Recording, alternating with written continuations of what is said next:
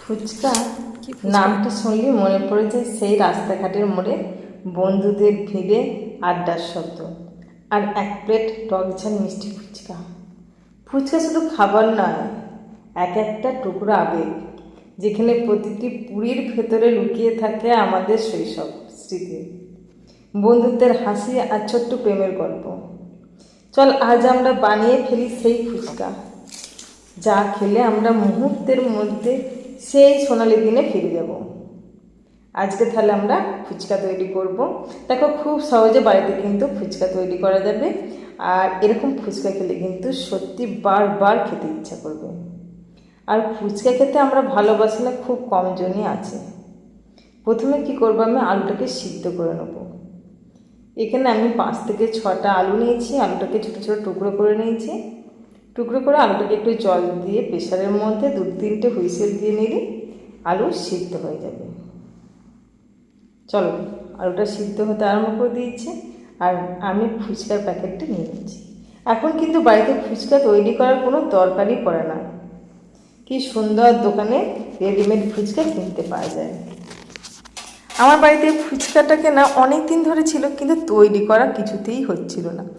আর এখন তো প্রচণ্ড বৃষ্টি হচ্ছে, মনে হচ্ছে বৃষ্টির সময়তে একটু ফুচকা পেলে তো দারুণ লাগে। তাই আজকে একটু ফুচকা বানাতে চলে এলাম। চলো, এই সিক্রেট মশলাটা কিন্তু না হলে ফুচকা জমবেই না। প্রত্যেকটা মশলা আমি আলাদা আলাদা করে ভেজে নেবো, কারণ প্রত্যেকটা মশলার কিন্তু আলাদা আলাদা ময়েশ্চার টানে। প্রথমে আমি এখানে জিরেটা ভেজে নিচ্ছি। 2 চামচ জিরে নিয়েছি।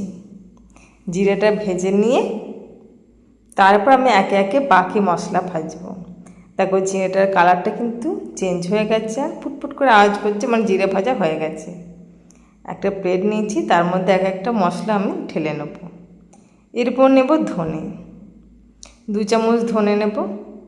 2 চামচ ধনে নেওয়া হয়ে গেছে। ওই সেম প্রসেসে গ্যাসের ফ্লেমটা লো রাখতে হবে, যেহেতু এটা ওভেনটা একটু বড় ওভেন, তাই গ্যাসের ফ্লেমটা লো রেখে আমি প্রথম ধনেটা এবার ভেজে নেব।